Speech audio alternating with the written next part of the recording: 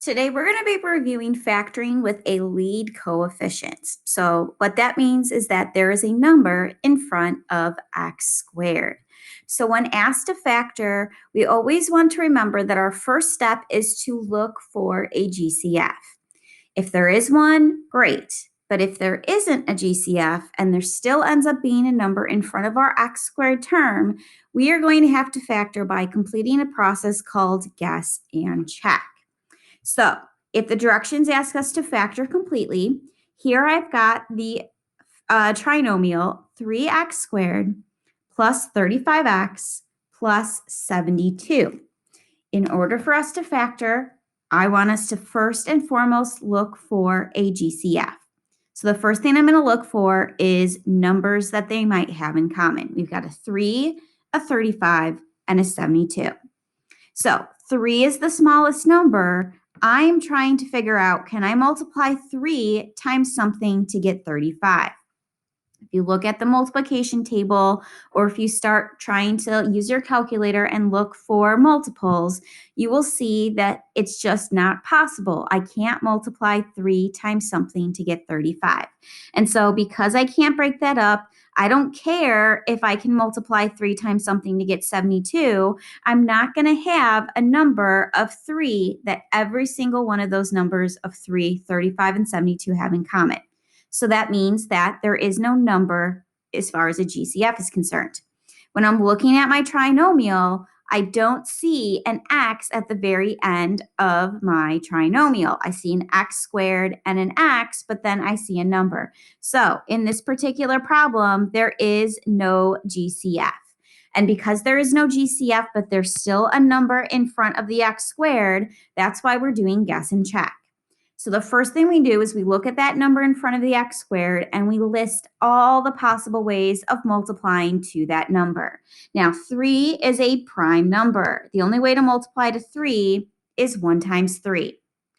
So I know that when I am factoring, which means that it's going to turn into a binomial times a binomial, one of my binomials is going to start with a 3x and one of them is going to start with a 1x. Now, you don't have to write the 1 with the x, but you can if you want. So that takes care of that because that's the only way to multiply to 3. Then I have to move on to the last number of 72, and I have to start thinking about all the ways of multiplying to 72. Well, there's 1 times 72. 72 is an even number, so that means that you've got 2 times 36. 72 and 3 work. That would be 3 times 24.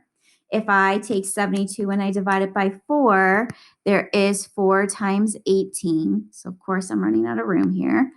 If I want to try to divide by 5, that doesn't work. 72 divided by 6 means that 6 times 12 is a possibility. 72 times 7 is not, but then 8 times 9 is. So there are quite a few ways to multiply to 72.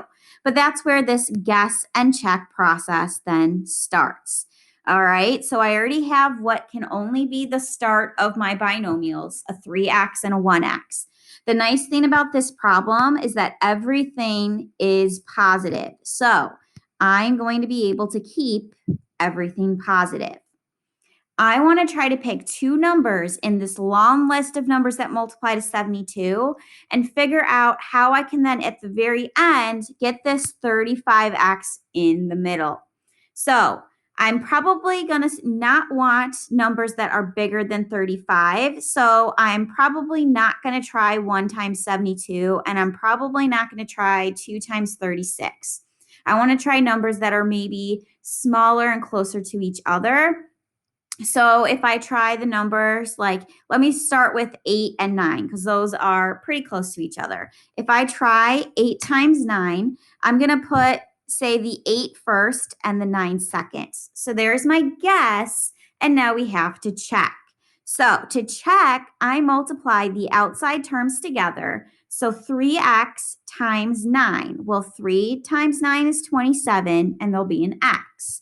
Then I multiply the inside terms together. 3 times x, or not 3, 8 times x is 8x. And now I want to add those two together. If I take 8x and I add 27x to it, notice that when I add them, I'm going to get 35x, and that's exactly what I wanted in the middle. So I guessed correctly the first time. If I did my multiplying on the outside and the inside and I added them up and it was not what I wanted in the middle, well, then I would have to try that process again. That's why it's called guess. And then you check to make sure that you really get that middle term. All right. If I take a look at this next example, we've got 3x squared minus 22x minus 45. In order to factor completely, first and foremost, we look for a GCF. So if I'm trying to look for a GCF, I have got a 3. I'm asking myself, can I multiply 3 times something to get 22? The answer is no. I can't multiply 3 times something to get 32. So that doesn't matter if I can multiply 3 times something to get 45. Because I can't get a 3 out of all of them, I'm not going to have a number that they have in common. Because there is no variable at the very end, that tells me that there is no variable that they all have in common. So once again, there is no GCF. So we start with the number that is in front. The only way to multiply to 3 would be 1 times 3. So I know that I'm going to have my two binomials where one of them starts with a 3x and one of them starts with a 1x. I'm going to move on to the last numbers. I'm going to think about all the ways to multiply to 45. 1 times 45. It's not an even number, so 2 doesn't go into it. We've got 3 times 15. 4 doesn't go into it, but 5 does. That's 5 times 9. If I try to divide by 6, I'm not going to get a nice number. If I try to divide by 7, won't get a nice number. If I try to divide by 8, won't get a nice number. Then if I try to divide by 9, 9 times 5 gives it's 45. So these are the 3 possible factors of 45. Notice that this time my 2 signs are negative. And so because we have negative 45, we're looking for 2 numbers that multiply to a negative. Well, a negative times a positive multiplies. So I know that when I'm doing my guessing, I'm going to have one of my signs be positive and one be negative. So I'm just going to guess that that's how it goes. I'm going to start figuring out numbers that I can put into my parentheses, that in the end, I want to end up getting a negative 22x when I do my checking. So 1 times 45. Well, 45 is a pretty big number, so I'm going to say that's probably not going to be the case if I want to try to get to 22. So then it's between 3 and 15 and 5 and 9. So here's how I'm going to pick. If I tried to choose 3 and 15, I would have to put one of those two numbers into this first parenthesis along with that 3x.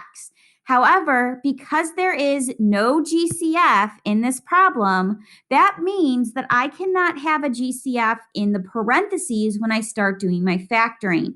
If I try to put that 3 in the parentheses, both of those terms have a 3, they have a GCF. If I try to put that 15 into the parentheses, 3 and 15, they have something in common, so they would have a GCF. So by choosing 3 and 15, I would have a GCF, which tells me that that cannot be one of my choices. So I'm going to try 5 and 9. 5 doesn't have anything in common with 3. So I'm going to put the 5 first and the 9 second, and now I'm going to do my guessing. Or I did my guessing, now I'm going to do my checking. So if I multiply the outside terms, 3 times negative 9 is negative 27x. We multiply the inside terms. We've got 5 times x is 5x. If I combine these by taking 5x and subtracting 27x, I end up getting negative 22x. That's the number that I wanted in the middle. So then this would be my factored answer. In the next one, 2x squared minus x minus 15. We want to look for that GCF. Hopefully we're okay with there not being a GCF. There's no numbers in common because technically this is the number 1, and the moment there's a 1, there's not going to be anything other than 1 that you can take out. And if you take out a 1, that doesn't change anything. There are no variables in common between all 3 terms, so no GCF. If we start with that first number, notice that 2, there's only one way to multiply to 2. That's 1 times 2. If I then know that, okay, I'm going to have to start my I'm going to have to start my parentheses with a 2x and a 1x. Then if I look at the last number, we've got 15. So 1 times 15, 3 times 5. There's no other way to multiply to 15. If you look at your signs, both of those are negative. So that tells me because I need to multiply to a negative 15, one of my numbers has to be positive and one of them has to be negative. So I'm going to guess that. I'm going to go ahead and start plugging in numbers to finish this out. Because I want it to add to a negative 1, I'm going to start with numbers that are closer to each other, so 3 and 5. So I'm going to put the 3 first and the 5 second. So I did my guessing. Now I have to do my checking. So I'm going to multiply the outside terms together.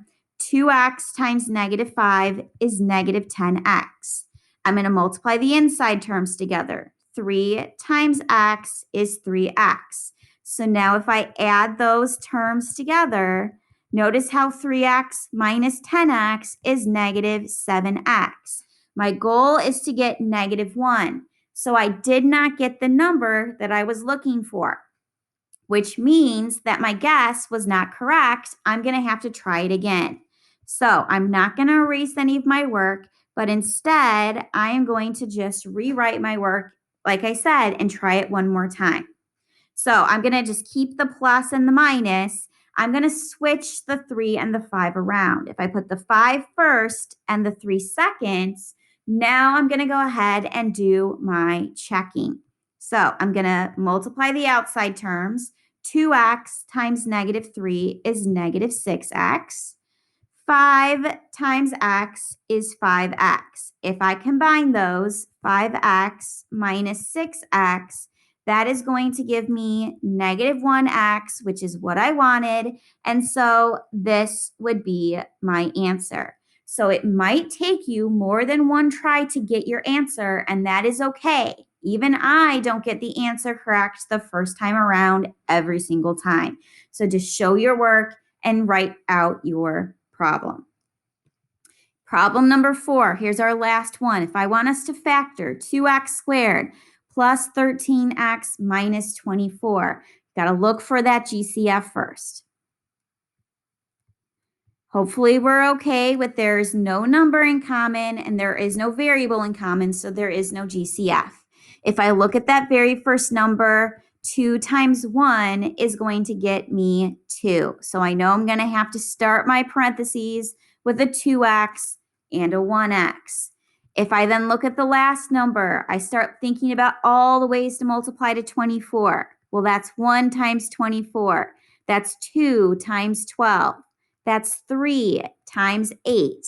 And that's 4 times 6. So quite a few possibilities. Notice that I've got a positive sign and a negative sign. But the fact is, I want to multiply to a negative 24. So to multiply to a negative means that one of my signs has to be positive, one of them has to be negative. I'm going to go ahead and guess that that's how it's going to go. Now I have to start figuring out, well, what numbers do I want to try? Remember, because there is a 2 out in front of this x and I don't have a GCF, that means that this number here that goes in the parentheses cannot be an even number, because the moment it's an even number, I get a GCF because there'll be something in common. So if you look at your possible answer choices, 2 and 12, those are both even numbers. So that means that it's not going to work regardless of which number I tried to put with the 2x. Same thing with the 4 and with the 6. Those are both even numbers. So the moment I try to put one of those with this 2x, I'm going to have a GCF, which I can't have. So it's between 1 and 24 and 3 and 8, because 1 and 3 are odd numbers. They're not going to have anything in common with a 2. So if we do our guessing, I'm going to start with the numbers that are maybe closer to each other, which would be 3 and 8. I'm going to start with them. Obviously, the 3 has to go with the 2 because the 8 is even. I can't have that with the 2x. So here's my guess. Now I'm going to do my check. I'm going to multiply the outside terms together. 2x times negative 8 is negative 16x. 3 times x is 3x. If I combine those like terms together, we are going to get negative 13x. What I want is a positive 13x. So I almost have the right answer, but the signs are different. So that means that I didn't guess correctly. I'm going to have to try it again. It starts with the 2x and it ends with an x over there. Like I said, I have to have the 3 there and the 8 here. The number was good. It was just the sign that was off. So the only thing I'm going to do is I'm going to switch that positive and negative sign around. So now when I check my work this time, 2x times 8 is positive 16x. Negative 3 times x is negative 3x. And if I combine those, negative 3x plus 16x gets us 13x, which is what I wanted in the middle. So here is my answer.